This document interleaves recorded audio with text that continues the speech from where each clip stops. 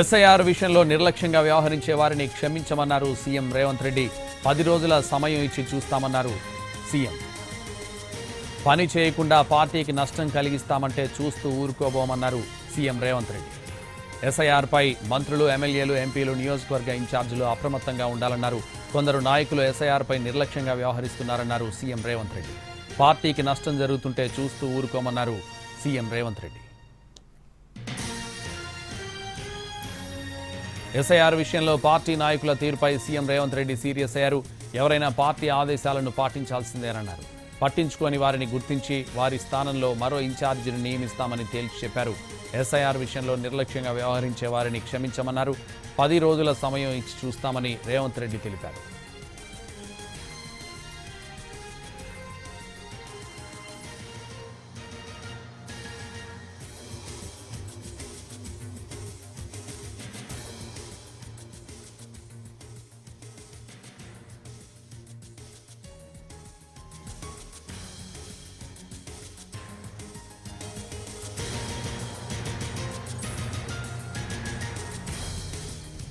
SIR విషయంలో party నాయకుల తీరుపై సీఎం రేవంత్ రెడ్డి సీరియస్ అయ్యారు. ఎవరైనా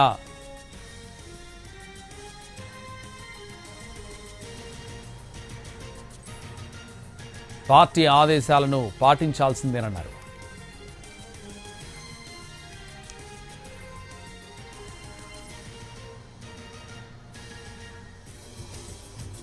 ఎస్ఐఆర్ విషయంలో పార్టీ నాయకుల తీరుపై సీఎం రేవంత్ రెడ్డి సీరియస్ అయ్యారు. ఎవరైనా పార్టీ ఆదేశాలను పాటించాల్సిందేనన్నారు. పట్టించుకొని వారిని గుర్తించి వారి స్థానంలో మరో ఇన్ఛార్జిని నియమిస్తామని తేల్చి చెప్పారు. ఎస్ఐఆర్ విషయంలో నిర్లక్ష్యంగా వ్యవహరించే వారిని క్షమించమన్నారు. 10 రోజుల సమయం ఇచ్చి చూస్తామని రేవంత్ రెడ్డి తెలిపారు. పని చేయకుండా పార్టీకి నష్టం కలిగిస్తామంటే చూస్తూ ఊరుకోబోమని హెచ్చరించారు. ఎస్ఐఆర్పై మంత్రులు, ఎమ్మెల్యేలు, ఎంపీలు, నియోజకవర్గ ఇన్ఛార్జీలు అప్రమత్తంగా ఉండాలన్నారు. కొందరు నాయకులు ఎస్ఐఆర్పై నిర్లక్ష్యంగా వ్యవహరిస్తున్నారన్నారు. పార్టీకి నష్టం జరుగుతుంటే చూస్తూ ఊరుకోబోమన్నారు సీఎం.